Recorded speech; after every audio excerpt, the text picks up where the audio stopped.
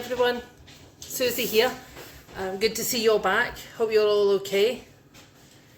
Let me know what you've been up to. Let me know you've been baking, cooking, crafting, whatever you're doing. Let me know. We'd love to love to hear about it.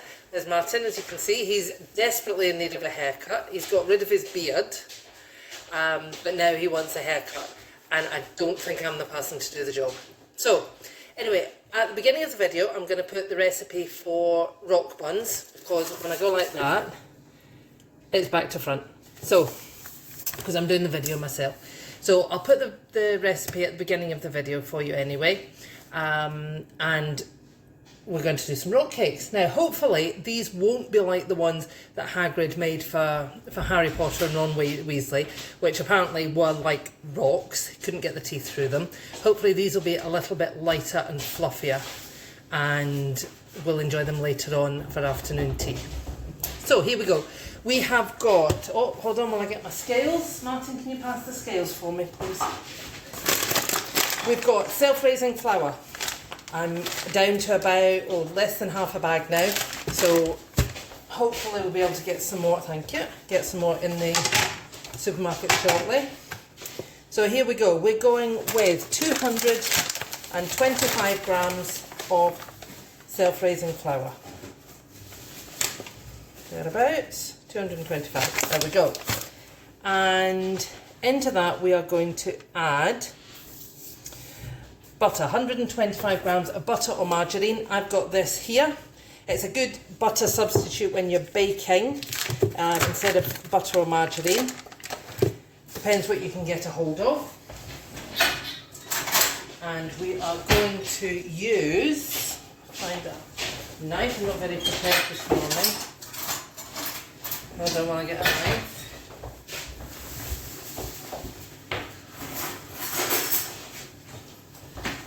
Go, and we are going to add in 125 grams. So if that's a 250 gram block, we should be using about half of it. I'm going to cut it into small pieces to start with. That will just speed things up once we start mixing it in. This is a rubbing in method, so we're going to rub it in to make it look like breadcrumbs. So we've got flour, we've got your margarine or butter, whatever you have or you happen to like. Okay, and we're going to add into that 75 grams of sugar. So I've got this sugar here, the light muscovado. I use that to make the peanut butter cookies, so I'm just going to use that again. You can use any kind of sugar, light, dark, caster, granulated, whatever you've got. I'm going to add, where are we? 75 grams, there we go, of sugar. So in here we have got the flour, the butter, the margarine and the sugar. And we're going to start mixing it, we're going to start rubbing it in, and we only want to use the tips of our fingers, not the palms. The palms of your hands are going to make the mixture warm, and we don't want that. We want it to be kept nice and cool. So the butter came straight out of the fridge. Okay, if you lift it, it's going to add lots of air, which will help to give us some nice fluffy rock cakes. Okay, and then after that we are going to add, oh, just to let you know, the oven is on at 175 degrees, and I've got my baking tray here with me, which I will grease shortly just to make sure it doesn't stick. Okay, so what we want to do is we want to keep rubbing this together until it resembles breadcrumbs, so we've got no lumps of margarine left in it. And while you're at it, I found in there as well some little crumbs, some little balls of sugar, so you can crush those down as well. If you don't crush those down, it won't be too much of a disaster, because it just means when you're eating your rock buns, you'll find nice little nuggets of brown sugar. Okay, so here we go, using the tips of my fingers. Right, nearly there guys, nearly there. Okay, oh, my making a bit of a mess here. Not like me. I'm not the tidiest of workers. But when you're creative, it's not called a mess, it's called being creative. Right, there we go. How does that look? Okay, so we've got some nice breadcrumby mixture there, and that's just been done rubbing it through with our fingers.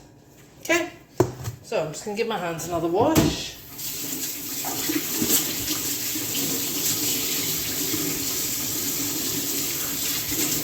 Right, there we go. So, into this, we are going to add 1 egg. There we go, straight in. You don't need to whisk it or anything beforehand.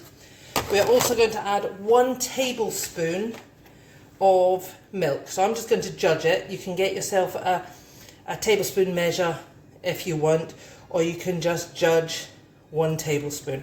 Okay, that's green milk. Doesn't matter if it's green, red, blue, goat's milk, sheep's milk, whatever you want. Okay, we're also going to add in a teaspoon of mixed spice. Okay, grab a spoon again.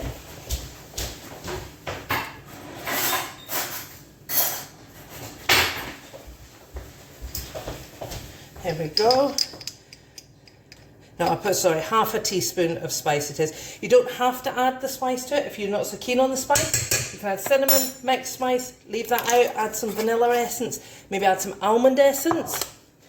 That would be nice. So here we go, back onto the scales, and we are going to add 150 grams of mixed fruit.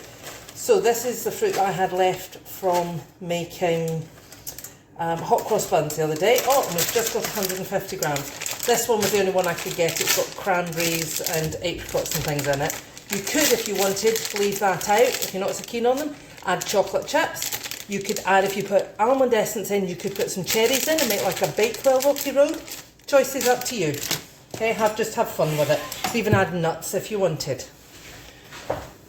Okay, so sorry guys, I'll be more organised on the next one. I like to do this job with 2 forks. Okay, 1 fork at the moment, just to mix it up, broken the egg up there.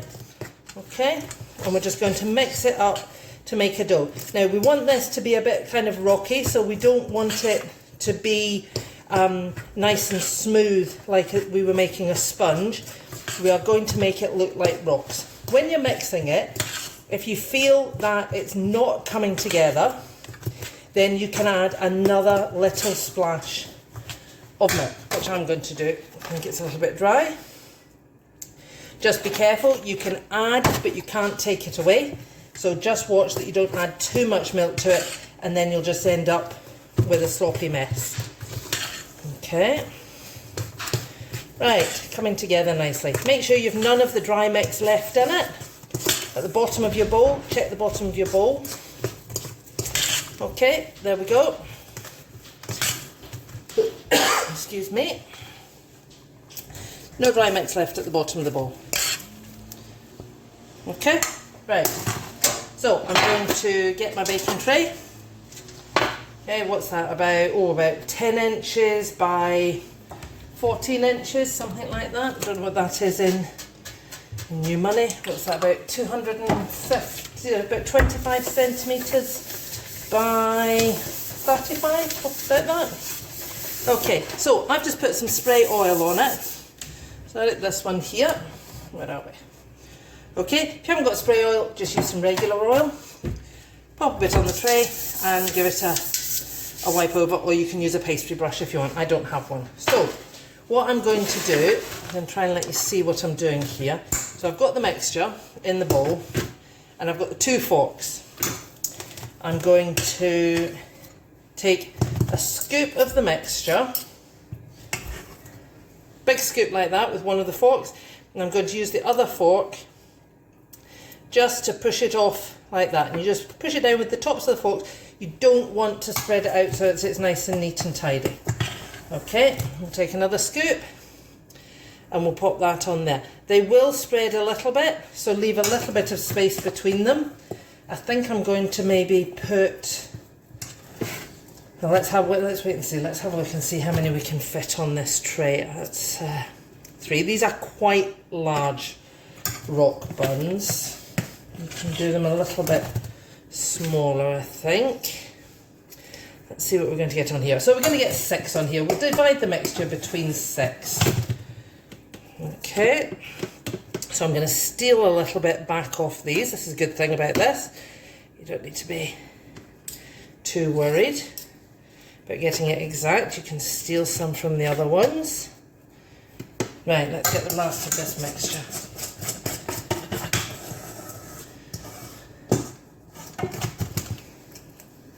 There we go. So we've got 6 good size rock buns on here. So you can make them a little bit smaller and make more of them if you wanted to. Oh, I can smell the spice in that. That's nice. Right, there we go. So, say we don't want to be messing around smoothing them off or anything because we want them to look like that. And what I'm going to do is just a little bit, not a lot, just a little bit of this brown sugar or the dark brown or castor or whatever you've got. I'm just going to sprinkle a little bit over the top to give it a crunchy topping and to make it look more like a rock. Okay, so as I said, I've got the oven on 175 degrees. I reckon maybe, 10, 12 minutes for these. Okay, so there's 6. You can see they are a little bit apart. Hopefully they won't go into each other too much and start kissing in the oven. Okay, so I'm going to put them in the oven. I'll give them 12 minutes and then I'll go back and have a look. So go make yourselves a cup of tea and I will see you in 12 minutes. Hi guys. Okay, so I said 12 minutes that I reckon they would take to cook. I checked them after 12 minutes and they definitely weren't ready. So I put the timer back on and it's taken about 17 minutes. Okay, so in the meantime I've been gathering some stuff to make some lunch. So I'll take these out of the oven just now. Again, remember, there's going to be a lot of heat coming out of the oven. Be careful. The tray is going to be hot. Here we go. So they were just right on the tray. Some of them have joined up a little bit here, but we'll just get the knife once they've cooled down a little bit and just split them up. Okay, they smell absolutely delicious. Okay, you can lift them off the tray and pop them onto a baking rack if you like. I don't have a baking rack with me at the moment, so I'm going to leave these on the tray until they've cooled down a little bit. I am making some minestrone soup, so I've got some bits and pieces for lunch. I'm going to make the soup. I think I'll have that for my lunch and then I'll maybe treat myself to a rock bun after that. Okay, have a great time, have a great day, look after yourselves and let me know if there's anything you'd like to see me make. Take care, bye.